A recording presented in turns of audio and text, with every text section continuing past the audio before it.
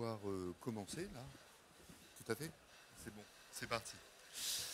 Bon, ben, bonjour à vous et merci d'être présent à cette conférence sur le recyclage du verre plat en boucle fermée et la fabrication du verre bas carbone au RAE.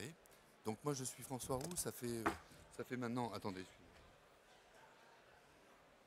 une trentaine d'années que je travaille pour Saint-Gobain Glace dans le vitrage. Et donc je vais vous présenter notre stratégie concernant l'économie circulaire. Alors déjà, pour vous présenter notre société, on fête nos 360 ans cette année, c'est-à-dire que on produit du verre depuis la manufacture des glaces, Colbert, Versailles, et on a réussi à maintenir un outil industriel en France avec trois grosses usines que vous voyez bien sur le plan qui vont produire le verre plat pour le bâtiment et une trentaine de sites qui vont le transformer en vitrage isolant, en verre émaillé, en verre feuilleté. Je vous explique tout ça pour que vous compreniez bien comment est-ce que l'on fait aujourd'hui pour décarboner notre industrie. Alors, ces trois usines, c'est 400 000 tonnes de verre plat pour le bâtiment. Donc, c'est une production en continu. Et ensuite, nous produisons aussi en France 4 millions de mètres carrés de vitrage isolant avec le label Origine France Garantie. Donc, on a réussi à maintenir l'emploi. On a 2 centres de recherche aussi qui nous aident à faire évoluer nos produits pour gagner en efficacité et efficacité énergétique, mais ce n'est pas l'objet de cette conférence. Alors pour bien comprendre comment on peut décarboner l'industrie verrière, il faut savoir déjà comment on produit du verre aujourd'hui. Le procédé, c'est un four float, c'est ce qu'on appelle un four float, c'est construit pour 20 ans, c'est un outil industriel, c'est 200 millions à peu près environ d'investissement. Et ce four fonctionne en continu pendant une vingtaine d'années. Il y a 2000 tonnes de matière en fusion, donc vous avez du sable, de la soude, de la chaux. Et depuis très longtemps, les verriers, on mélange une matière qui s'appelle le calcin à l'intérieur de ça pour diminuer la température de chauffe, les matières premières et fluidifier un petit peu la matière. Et en continu, on produit 500 tonnes de verre à la journée. Donc c'est des plaques de 6 mètres par 3,21, on a plusieurs épaisseurs, ça va du 2 mm au 10, 12, 15 mm même parfois. Donc on a 2 fours qui sont dédiés à cette production en France, celui du haut de la carte et celui du bas de la carte. Et voilà une photo de cet outil industriel vu de haut. Et vous voyez en bas de la photo, vous avez ce que l'on appelle les bacs à calcin, c'est des chutes de production interne. Quand on change d'épaisseur, quand on élimine les bords de production, on récupère ce verre pour le réintroduire dans notre production. Ensuite, il y a la transformation en vitrage isolant. Alors la transformation en vitrage isolant, en France, c'est de l'énergie décarbonée, c'est de l'énergie nucléaire. Donc le poids carbone de la transformation est peu important par rapport au poids carbone de la fabrication du verre en lui-même. Le vrai poids carbone du vitrage fini, vous allez le retrouver dans la production du verre. Donc là aussi, vous voyez, elle est sensible cette télécommande, hein.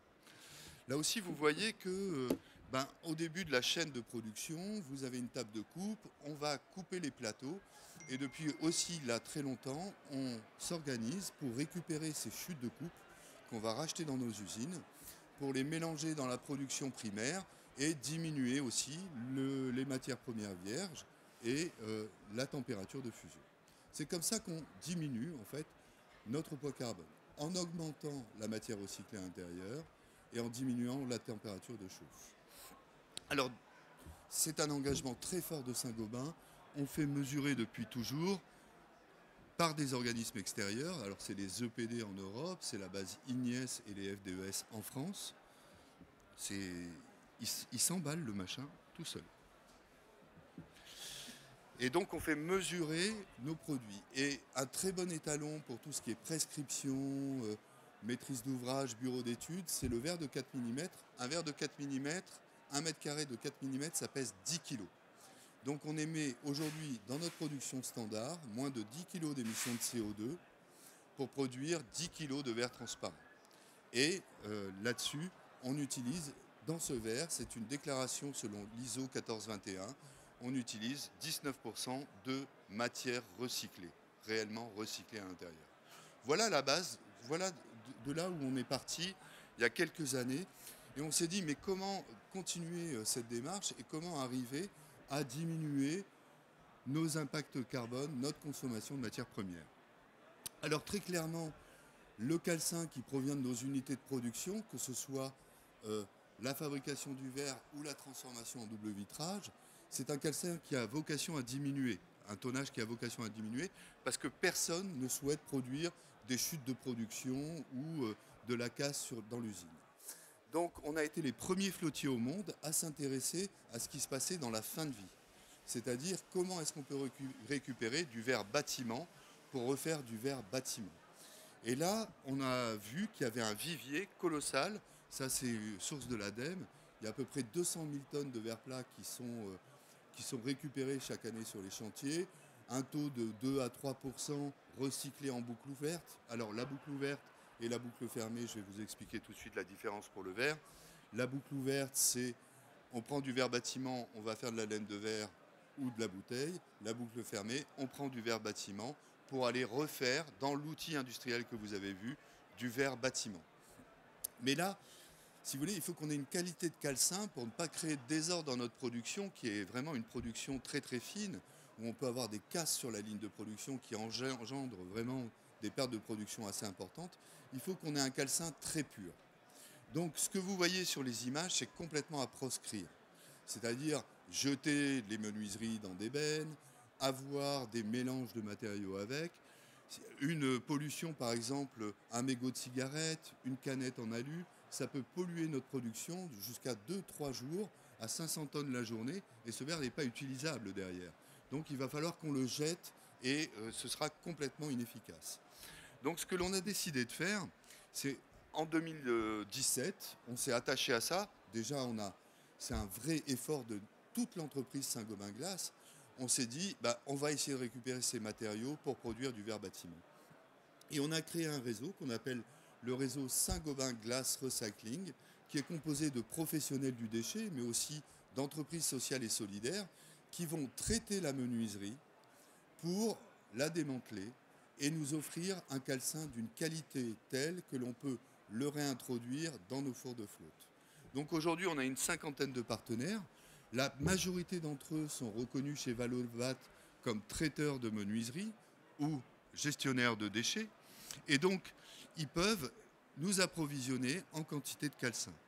Donc, on a plusieurs qualités. Il y a la qualité numéro 1, la qualité numéro 2, notamment qui vient des menuiseries bois, parce qu'on a des escarbilles de bois qui peuvent être à l'intérieur.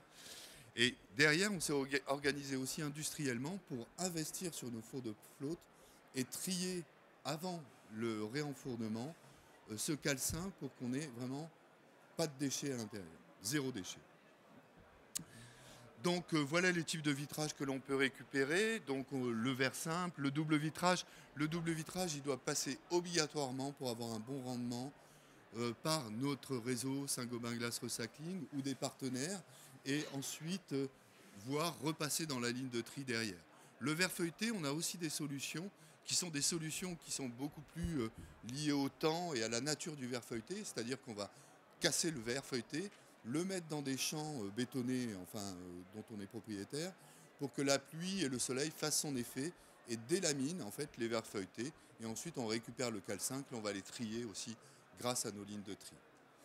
Donc, on a toutes ces méthodologies. Interdit de mettre du verre armé à l'intérieur d'un four de flotte, comme du verre feu, parce que c'est pas la même composition. On n'utilise pas les verres bouteilles non plus. C'est pas les mêmes compositions verrières. Et puis on a avancé. Là, vous avez en bas une petite photo de la ligne de tri. C'est un investissement qu'on a fait avec l'ADEME de 8 millions d'euros. Et aujourd'hui, elle est totalement opérationnelle et on passe soit une fois, soit 2 fois le calcin à l'intérieur avant de réenfourner.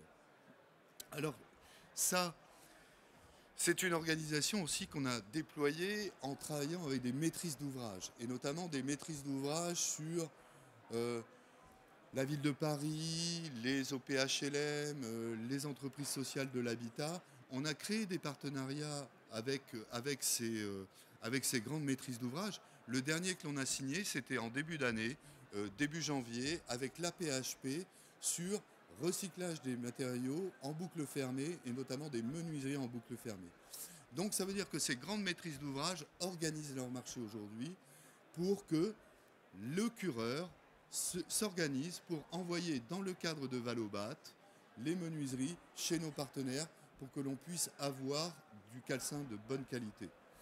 Et nos partenaires s'occupent de la menuiserie complète, c'est-à-dire qu'ils travaillent aussi sur le PVC, le bois, la valorisation du bois, et puis l'alu, ils n'en voient pas trop non plus, c'est un peu comme tout le monde dans le marché. Donc voilà les étapes, le bâtiment à rénover, vous avez les types de menuiserie, enfin ce que l'on demande, c'est-à-dire, ça c'est la loi qui le demande aujourd'hui. Il y a un tri, il y a les 7 flux, il y a un tri, c'est les menuiseries intègres, en bas du chantier, bien rangées sur des racks ou dans des bennes, c'est ce que vous voyez sur les photos. Ce qu'on ne veut surtout pas, c'est la benne d'en bas qui est complètement inexploitable. Ensuite, c'est envoyé chez nos partenaires qui cassent à la main et on développe avec eux des machines de casse aussi pour améliorer les rendements. Et puis, c'est un boulot qui est complètement compliqué, mais donc c'est pour peut-être faciliter la tâche et augmenter les volumes. Et puis ensuite, serrer en fourne. Alors, voilà le grand principe. Je vais vous passer un film. Je pense que vous avez le son là.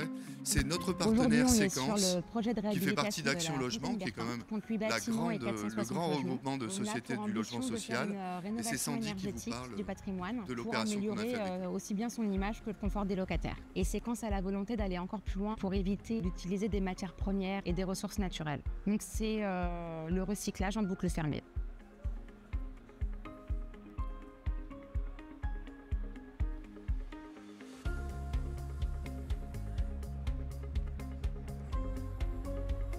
Grâce au partenariat qu'on a mis en place avec GTM, Saint-Gobain, Tricycle, VK. Le chantier de Franconville, ça représente 2800 menuiseries, donc 250 tonnes de verre, qui nous permet d'économiser 300 tonnes de matières premières et d'éviter de rejeter 175 tonnes de CO2. Il y avait une volonté vraiment très forte de Séquence d'engager aussi cette démarche d'économie circulaire sur les programmes de rénovation de logement. On va stocker le calcin dans un parc à calcin et ce calcin, donc, qui peut avoir différentes tailles et différentes natures, c'est essentiel qu'il soit trié avant d'être réenfourné dans les matières premières qui vont servir à produire du verre. Quand on recycle du verre pour faire du verre notamment décarboné, le but est de ne pas dégrader non plus ni l'aspect esthétique des vitrages traditionnels clairs, ni les performances du vitrage attendu. Nos compagnons font le travail de dépose de ces menuiseries, de les trier, de dissocier les ouvrants des bâtis, et puis ils acheminent l'ensemble vers notre zone de stockage, puis évacués vers les sites de Tricycle. Depuis 15 ans, Tricycle est acteur majeur de l'économie sociale et solidaire. Nous sommes une entreprise spécialisée dans le recyclage, dans la collecte et le recyclage de déchets. Tricycle a commencé à recycler les menuiseries en fin 2022 dans l'optique de pouvoir éviter l'ensemble de l'enfouissement des menuiseries. On se parle quand même de 400 000 tonnes enfouies annuellement. Les menuiseries puissent être démantelées pour envoyer l'ensemble du calcin chez Saint-Gobain. Donc il est vraiment urgent et fondamental d'œuvrer tous ensemble pour contribuer à des constructions et des rénovations réduisant l'impact environnemental. Et je suis sûr qu'elle va donner envie et donner un peu l'exemple à un certain nombre d'acteurs et de bailleurs sociaux et d'acteurs du logement en général sur le marché. C'est important que chacun, à notre manière, nous mettons notre pierre à l'édifice et participons à la revalorisation des matériaux et au réemploi. Alors, vous voyez, c'est quand même assez simple, finalement, quand on a le bon schéma de s'organiser sur le chantier pour que les menuiseries soient mises intègres dans une benne et envoyées directement chez un partenaire. Alors, ce qui nous a beaucoup aidé aussi, c'est la mise en place de la REP PMCB. Alors, déjà, la première chose, voilà les volumes. On a commencé en 2018 cette expérience, 30 tonnes. Je ne vous dis pas la tête des patrons de flotte qui ne voulaient absolument pas voir revenir ce calcin chez eux. Et donc, il y a eu tout ce travail aussi interne pour convaincre les équipes de l'utilité de faire ça. Aujourd'hui, l'an dernier, on a dépassé de 1000 tonnes l'objectif que l'on s'était fixé. Et pour l'année 2025, on a un objectif de 10 000 tonnes de calcin réenfourné. Ça veut dire à peu près 20 000 tonnes de menuiserie traitées. Donc, une tonne de calcin, ça nous permet d'économiser une tonne d'eau de matière première et 700 kg d'émissions de CO2. Alors depuis la REP PMCB, la mise en place de la REP PMCB, il y a ce schéma qui est très très intéressant pour tout ce qui est maîtrise d'ouvrage, BE, c'est l'organisation avec un éco-organisme qui est Valobat, qui s'est mis en place pour aussi organiser le traitement des déchets directement du chantier. Je ne sais pas si vous avez vu l'intervention de Marie Armel ce matin mais il y a aussi une procédure pour les chantiers. Ils ont créé en fait une procédure simple qui est facile à mettre en œuvre pour la maîtrise d'ouvrage. Elle fait son diagnostic PEMD, elle demande qu'il y ait un flux concernant les menuiseries vitrées, que le recyclage du verre soit organisé en boucle fermée, et ça, elle le met dans le cahier des charges du cureur qui va, lui, s'organiser pour passer par un éco-organisme. Bon, il y a Valobat, il y en a peut-être d'autres qui vont se mettre en œuvre aussi pour travailler sur les chantiers, mais ça reste totalement impersonnel. Le cureur va sur le site de MyValobat, il s'inscrit comme entreprise de travaux, c'est 0 €, c'est très facile comme procédure, il suffit qu'il mette son numéro de SIRET.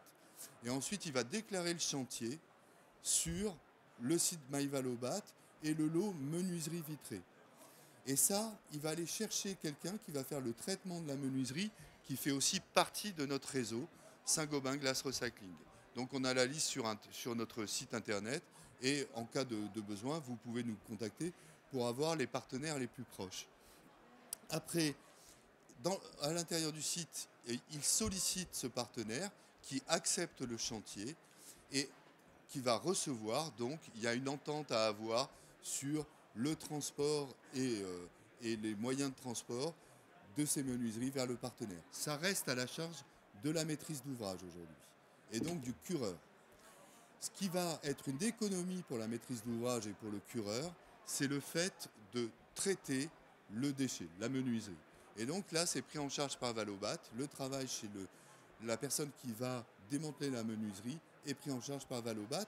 Et nos partenaires, on est les exutoires privilégiés, même exclusifs, concernant le verre de nos partenaires. Et donc, on a mis en place des mesures, nous, derrière, pour mesurer les tonnes qui nous arrivent de chez partenaires et de voir le lien entre le chantier et le tonnage que l'on va pouvoir réenfourner pour faire des attestations que l'on va pouvoir remettre aux maîtrises d'ouvrage et qu'elles vont pouvoir insérer, elles, dans leurs bilans environnementaux, RSE, voire demain, dans tout ce qui est exigé par la CSRD sur l'économie circulaire. Donc, ça intéresse les grandes maîtrises d'ouvrage publiques, privées, et on commence à avoir vraiment des partenariats qui portent leurs fruits. Là, on lance le premier chantier avec Paris Habitat, c'est pour ça que le titre était un peu Paris Habitat. C'est un 207 logements à avenue du Général Mouchez, ou Maréchal, je ne sais plus. Enfin, quelque chose comme ça. RIVP, c'est parti. I3F aussi. Séquence, vous l'avez vu, ils ont fait un film interne pour faire la promotion de ce recyclage. Alors, qu'est-ce qu'on fait avec ce calcin ? On va produire Orae. Orae, c'est notre verre avec un impact carbone moindre que le verre Planiclear. Alors, vous vous souvenez, on était à 9,53 kg d'émissions de CO2 pour 10 kg de verre transparent. Là, on a baissé de 30% le poids carbone de notre vitrage, du vitrage simple. Et puis, ça, on ne peut pas s'en servir dans les calculs de la RE 2020 parce qu'on a besoin de la menuiserie vitrée pour pouvoir les intégrer dans l'IC Construction. Alors, on a été les premiers aussi à faire une FDES sur un double vitrage, le 416-4, avec un poids carbone qui est très bas aujourd'hui, qui est à 18 kg, 18,6 kg, je crois, non, 0,4 kg d'émissions de CO2. Et ce qui est important, c'est que vous voyez aussi, on a 64% de matière recyclée. On est passé de 20 à 64. C'est très intéressant, ça aussi, sur le taux de matière recyclée que vous pouvez avoir dans ce double vitrage. Alors, on a voulu aller plus loin parce que les verres, pour ceux qui travaillent les menuiseries, le verre, le mur rideau, c'est des compositions à n'en plus finir, avec des empilements de verre, de lames d'argon, de feuilletés, de choses comme ça.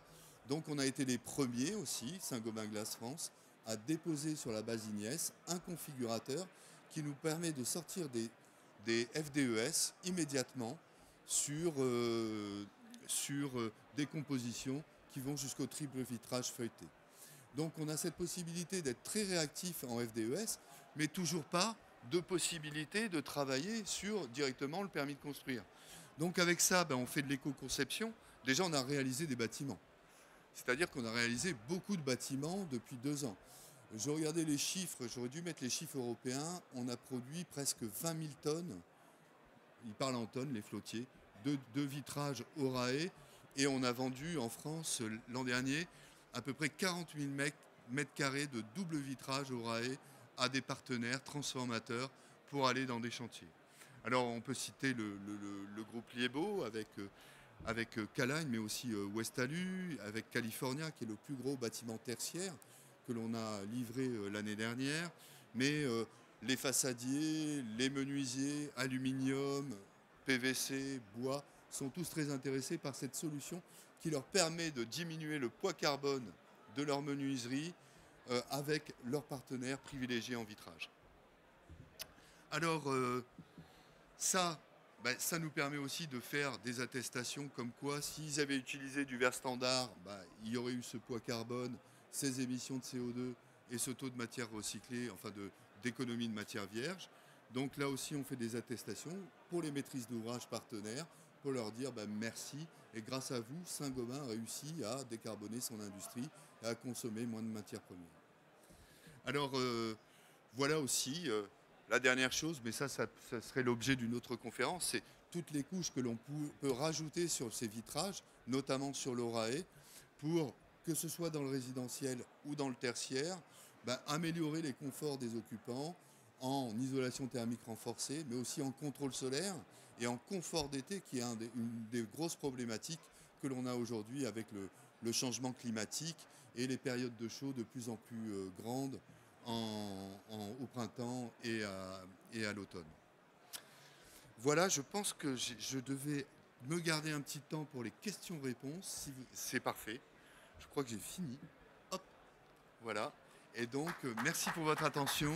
Et si vous avez des questions, je vais mettre mon casque. Oui, bonjour, je ne sais pas si vous m'entendez, j'ai une question. Ouais. Je voulais savoir, dans la hausse des matières recyclées que vous avez réussi à mener, est-ce que vous avez été confronté soit à un frein réglementaire dans le domaine du verre qui limitait l'intégration de recyclés? Est-ce que vous avez dû influer pour faire évoluer ce cadre? Ou est-ce que vous avez été confronté à des difficultés par rapport à des normes techniques, des certifications de qualité, etc. Alors, je vais faire ça. Alors, ce que l'on a fait, nous, à ce niveau-là, c'est que notre objectif, on n'a pas pu changer la nature du vitrage. Donc, on est resté dans la même qualité mécanique, optique, du vitrage bas carbone chez nous, de Oraé, que du verre standard. Parce qu'autrement, ça voulait dire qu'il fallait monter à l'Europe pour déclarer une nouvelle nature de vitrage.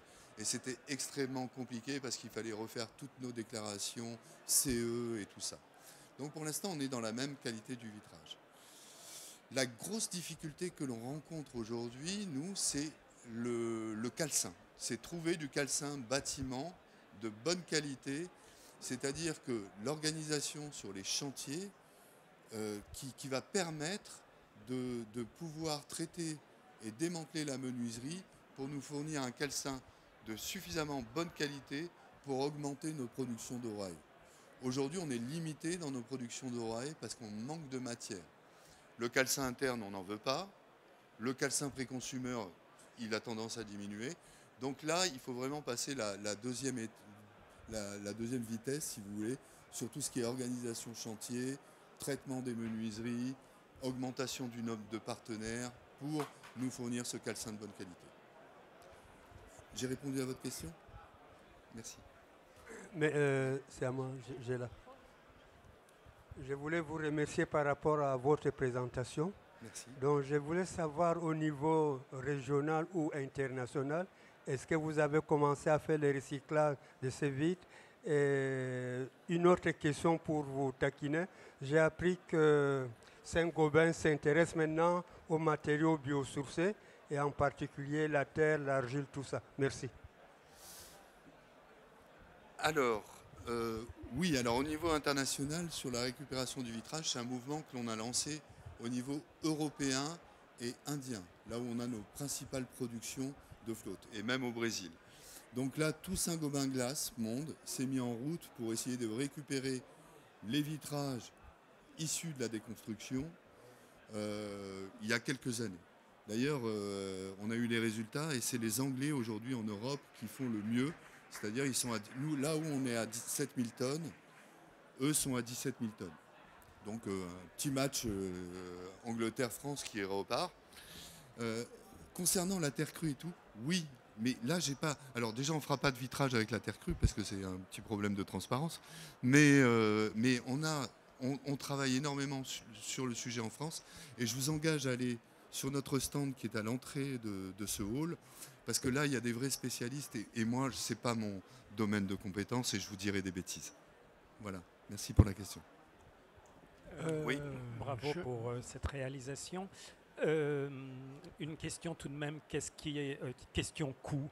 Vous préféreriez faire du calcin neuf ou du calcin à recyclage? Est-ce qu'il y a une différence de coût? Est-ce que c'est plus cher? Est-ce que c'est moins cher?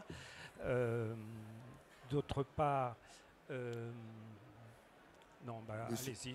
Déjà, le coût, le coût, c'est important. Et donc, alors, question du coût, ça nous a coûté très cher depuis des années de travailler sur cette intégration à plein de niveaux. D'abord, on laisse passer un bout d'alu et puis on a une journée de production qui est foutue en l'air. Ça, c'est Saint-Gobain Glace qui l'absorbe. Ensuite, il y a eu énormément de recherches pour mélanger différentes qualités de verre bâtiment avec des colorimétries différentes et pour les intégrer, si vous voulez, dans un cycle de production qui doit sortir toujours le même verre au niveau de la qualité. Donc en coût de recherche, de maintien, ça a été important. On a des coûts de développement machine, là l'investissement de la ligne de tri aussi, ça a été très important. Ce qui fait qu'aujourd'hui, sur le marché, le verre Oraé, on peut toujours parler du coût du vitrage dans une menuiserie fournie-posée, mais ça doit représenter par rapport à ce coût vitrage dans une menuiserie fournie-posée. Et on parle, et il y a des très grosses différences entre le bois alu et le PVC par exemple, mais on est entre 2 et 5%. Le surcoût pour Oraé, c'est même pas 1% de ce prix fourni-posé. Donc il y a un surcoût qui est donné au produit, mais qui le vaut parce qu'il y a beaucoup aussi d'investissements qui sont réalisés, des productions qui sont plus mauvaises, il y a aussi pas mal de recherches, il y a le développement du réseau, l'achat du calcin à notre réseau que l'on finance quelque part, parce que le calcin nous coûte plus cher aujourd'hui. Une tonne de calcin, ça coûte plus cher qu'une tonne de sable, plus la soude, plus la chaux, mais beaucoup plus cher. Donc il y a un financement de Saint-Gobain qu'on essaie de retrouver évidemment financièrement dans la vente des doubles vitrages à nos partenaires menuisiers ou façadiers. Vous avez indiqué que Oraé aussi on pouvait mettre des couches, mais est-ce qu'on peut faire par exemple du SKN 145 avec du Oraé ou pas? Oui. Merci, c'est rapide. Et d'autre part, dans quelle mesure finalement l'on ne va pas arriver à la fin, parce que de plus en plus vous aurez à recycler des verres technologiquement très efficaces, en feuilletage, etc., qui nécessitent tout de même, dans ce que j'ai cru comprendre, un délai de fabrication plus important suite à... Ouais, je vais vous répondre. Oui. Alors, c'est évident que là, on a ouvert la voie au recyclage. Donc, on a énormément, nous, de potentiel, vous l'avez bien compris, sur tous les chantiers pour récupérer du calcin. Là, ce que l'on essaye de travailler, nous, maintenant, pour continuer à diminuer le poids carbone de notre industrie, c'est de travailler sur... on a fait une expérience à la fin de l'année qui a donné lieu à quelques parutions sur du bioliquide, du biofuel, en gros. Et chauffer nos fours avec ce biofuel. Et on a fait un essai de 3-4 jours sur le flotte du nord de la France. C'est vraiment le flotte test chez Saint-Gobain parce qu'on teste beaucoup de choses. Et donc là, on a essayé un biofuel. On s'est associé avec un concurrent, un confrère, pour travailler sur les fours, l'ergonomie du four, les matières réfractaires, la manière de les chauffer.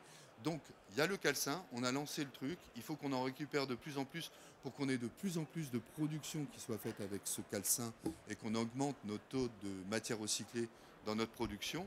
Et puis demain, il y a d'autres évolutions qui vont avoir lieu. Voilà. Merci pour vos questions. Bonjour, vous signez des partenariats avec les bailleurs... Attendez. Vous avez signé des partenariats avec les bailleurs sociaux ou les maîtrises d'ouvrage publics ou privés. Est-ce que vous avez signé des partenariats avec les entreprises de déconstruction qui sont les principaux acteurs sur les chantiers pour trier et déposer proprement les menuiseries? Ouais. Alors, je ne peux pas les citer tous, mais on travaille aujourd'hui.